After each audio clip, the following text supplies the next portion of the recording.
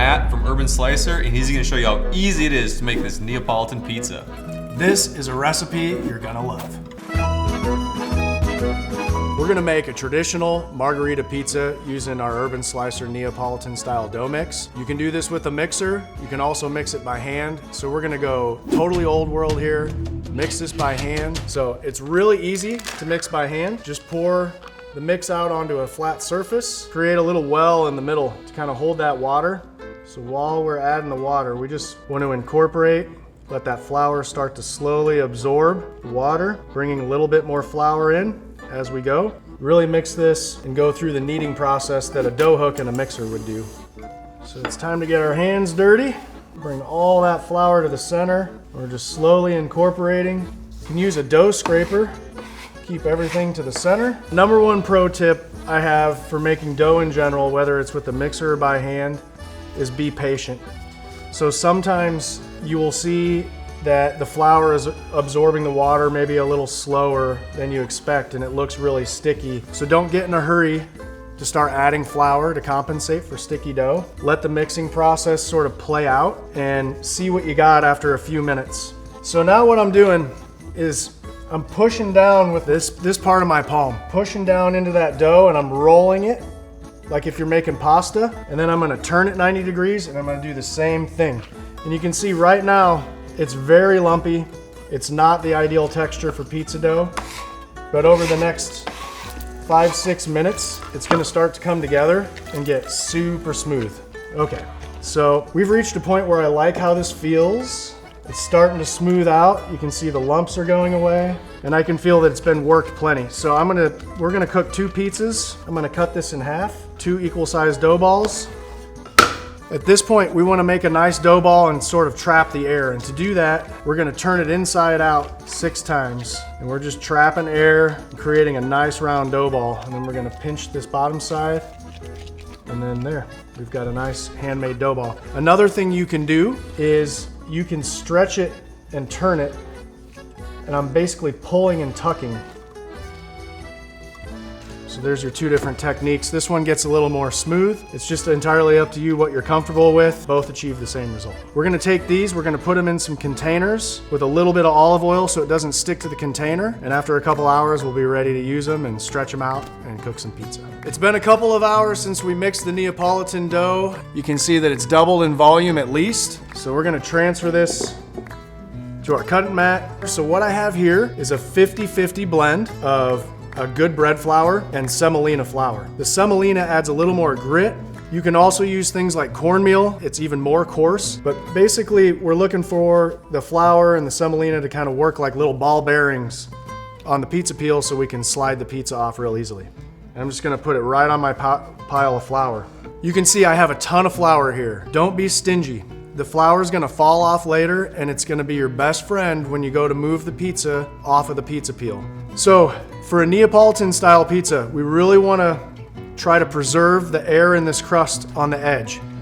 Technical term in Italy, it's the cornicione. And once you get that into a 6 or 7 inch circle, we can start to work it out. Make sure your dough is moving. We want it always loose so we're not sticking. So at this point, you're gonna use 2 hands and you're gonna have a stretching hand and a turning hand. So I'm gonna stretch and turn, and all the while, I'm being very careful not to crush that outside edge. Now I'm just gonna use my hands and I'm gonna just keep moving. It's very thin, but this blend of flour is very high gluten, so it's super strong. The higher the gluten we have, the stronger the dough. Bring in my pizza peel. We're just gonna put a little bit of our bench flour down just to ensure we're moving. A good tip to keep in mind, if this pizza is not sliding when we go to launch it on the oven, we're gonna end up with calzone instead of pizza. Every step of the way, just make sure it's moving. Our dough mixes are good for 2 pizzas, so we had 2 dough balls here. Our sauce, same thing. It's made for 2 pizzas. With a Neapolitan style pizza, less is more. Just start in the center, and we're just gonna work it to the outside. You don't want sauce to weigh down that edge, that cornicione. So we want to avoid getting sauce there. We're gonna take a little bit of our white pizza mojo, which is a garlicky, buttery Parmesan. It's a very versatile seasoning, but of course, awesome on pizza. Then we're gonna put some fresh basil down, putting the fresh basil down, and then we're gonna sort of protect it with the fresh mozzarella, because it can burn. You're looking for a high-fat cheese, a whole milk mozzarella like this. Okay, and then we're just gonna put a little drizzle of olive oil. We're gonna take that out to the uni, see how it goes. We're still sliding around, so we're ready to roll. All right, we have our Ooni Karu here running. The stone is about 700 degrees. Our ambient's about 100 degrees hotter than that.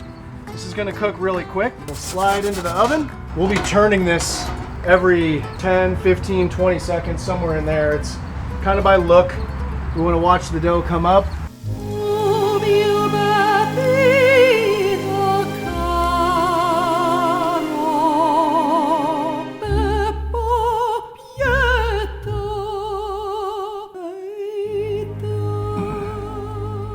You know, Matt, I think you crushed it here, dude. Like, you've put your blood, sweat, and tears into this, and all they have to do is go to the store and pick up a package, and boom, they've got pizza in what, an hour or two? I mean, yeah, I mean that's really been the whole goal from the start when I was working on creating this, is just make it super simple. I mean, you can see this is legit Neapolitan style dough. It's got the rise, and you literally just add a cup of water, mix it, and in a couple hours you can do this super easy at your house. I mean, traditional margarita here and a barbecue pizza. I mean, who can't love that? Well, you want to hit up first? Oh, we got to go with the classic. Okay, margarita, I got right? my pizza, right. you know, my slice eyed up here. You can't go wrong. Classic. Yeah, nice chew. The sauce, you know, right acidity, little bit of sweetness. That mojo on there gives a little pop. I love your pro tip about putting the cheese on top of the basil too. I mean, because normally for me, I put the basil on afterwards, but having it cook into the pizza, I mean, that's yeah, and that's next add, level add right a there. little flavor to the sauce too. Absolutely. And it protects it from charring. For sure. Yeah. Well, I mean, I've had my eyes on this guy, so let's dig in.